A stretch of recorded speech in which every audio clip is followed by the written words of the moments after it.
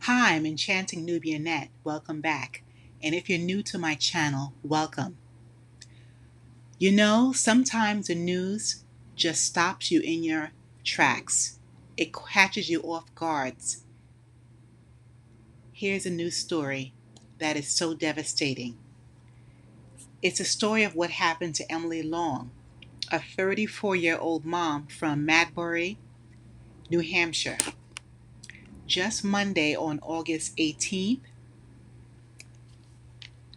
Emily Long, she wounded her husband, Ryan, and their two children, Parker, who is only 8 years old, and Ryan Jr., only 6 years old, and she wounded herself.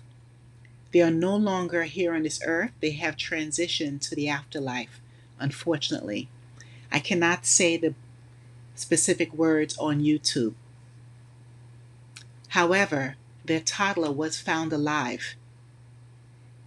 The toddler was physically unharmed,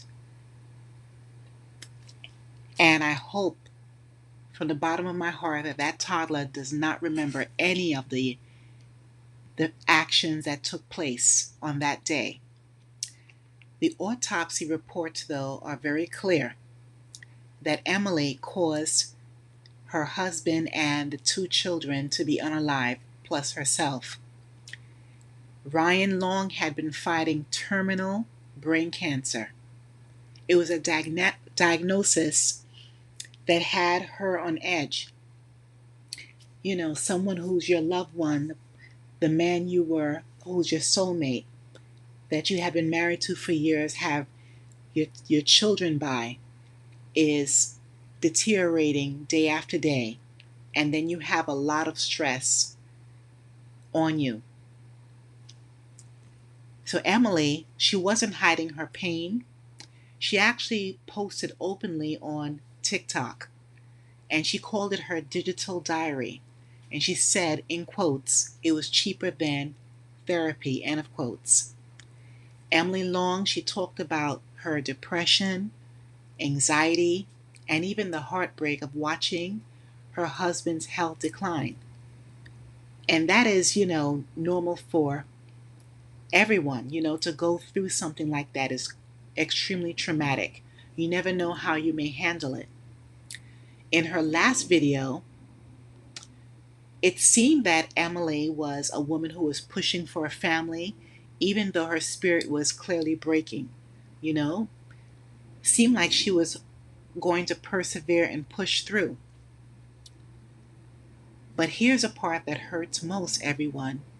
Emily's struggle was visible to so many people online, yet it was invisible too, if that makes sense.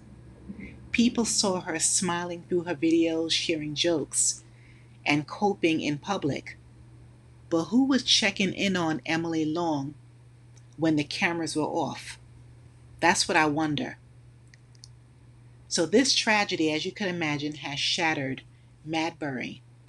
The neighbors, the friends of the family, and even strangers, many of them are asking the same question: how did it get this far? And there was a candlelight vigil at the local church, which turned into grief for everyone, because this is traumatic for everyone now in the community, thinking about this, young family and the children, innocent children, who didn't even have a say so if they wanted to be here or not. So this is very heart-wrenching, everyone. And many folks showed up because, it's Emily's family, and it could be another family in that neighborhood. Who knows? But here's the thing, we can't wait until tragedy strikes to come together. So caregivers, parents, people who are, have mental illness, like Emily Long, like she had depression, people who have other burdens. We have a lot of people who have financial hardship at this time. Many people are losing their jobs, health care. People are going through a lot of stress. But people need support before that breaking point.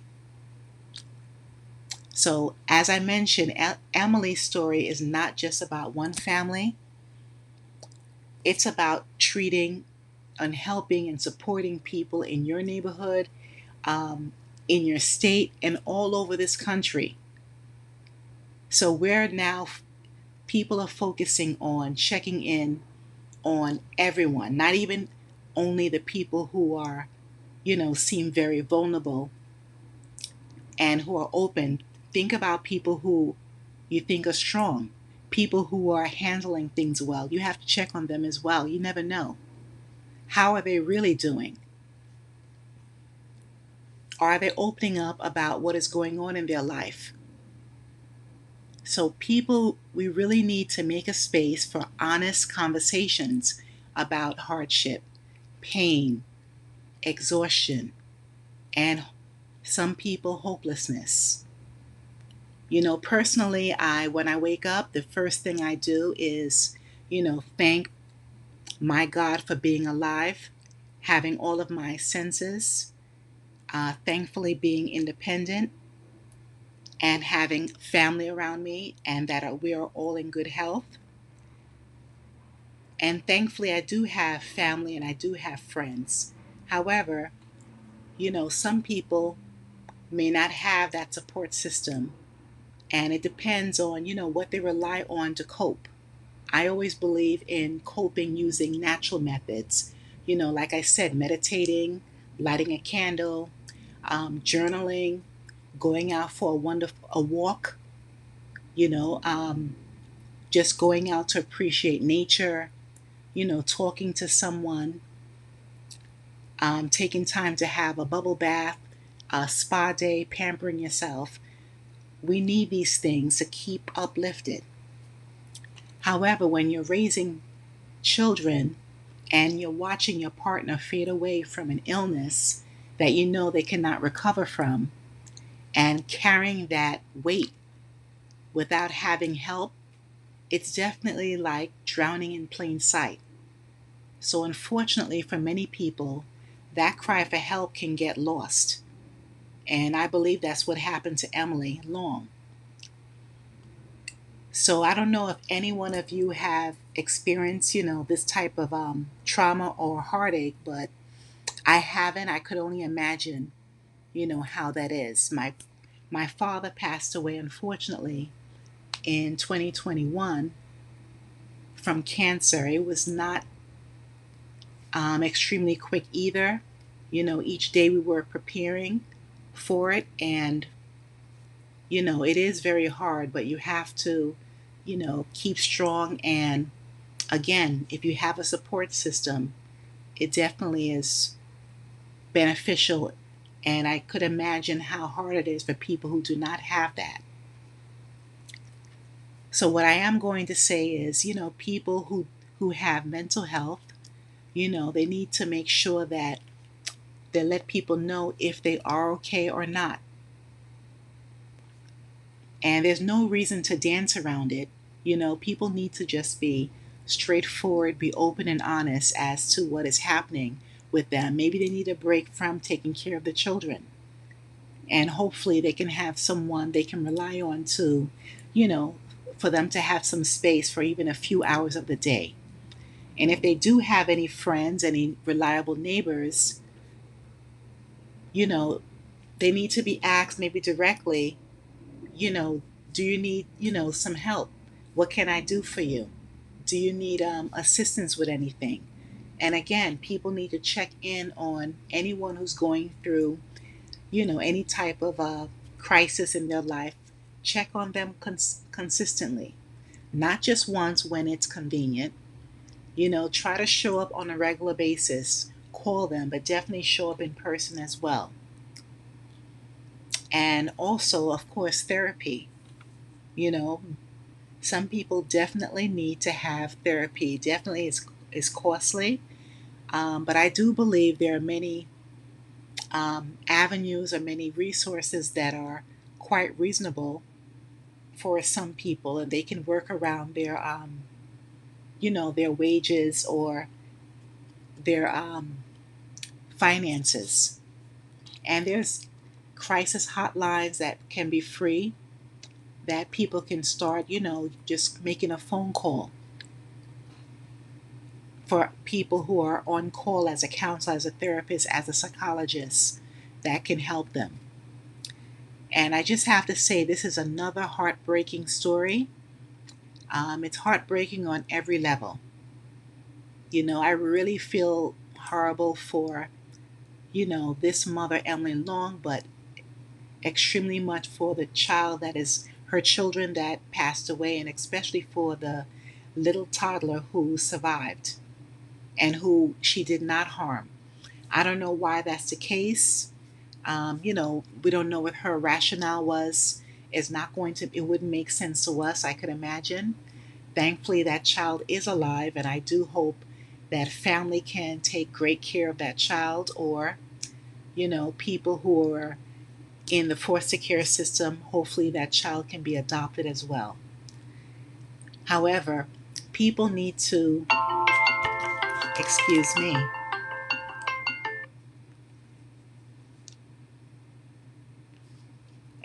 me, people need to really help others who have heavy grief. People who are caregiver, especially because they're carrying a heavy load, a lot of stress, and especially someone who is depressed. That is a person whose moods will fluctuate, and their rationale is not, you know, always the best, especially when they have to care for other people. They need a lot of support, and they also need to know that they're not alone. So again, please reach out to people that especially if they have, this type of mental illness. And if you know someone who's struggling, don't wait for them to break.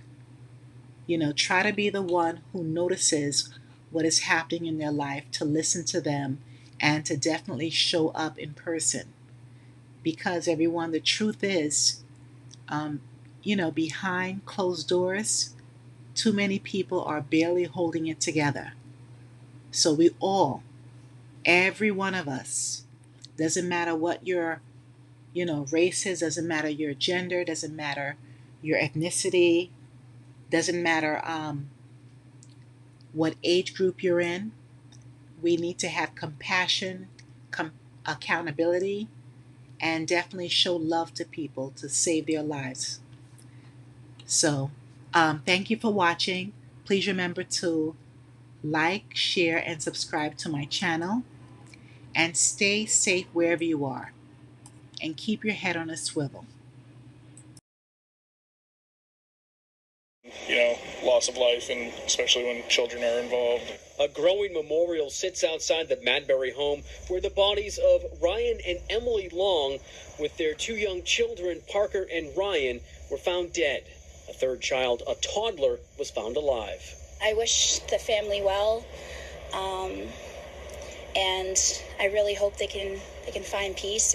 The Long family was very connected to the Oyster River School District, which includes Madbury, Lee, and Durham.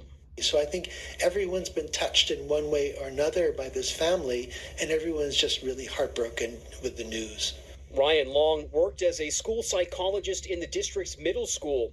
Wednesday, the superintendent released a statement saying, in part, as we prepare for the coming school year, our commitment remains to the well-being of our students, staff, and their families. Out of respect for everyone involved, we will not be making further comments. I just think the most important thing is for people to support one another in whatever way makes sense for them. It's incredibly tragic. Psychotherapist Lynn Lyons says healing will take time, and it starts with open but careful conversations with kids. You don't have to dig for details. You don't have to ask too many questions. And you really want to let your kids know that this is something that is really uncommon and also really hard to understand. And again, we are still waiting for the Attorney General's office to release the autopsy results at some point tonight.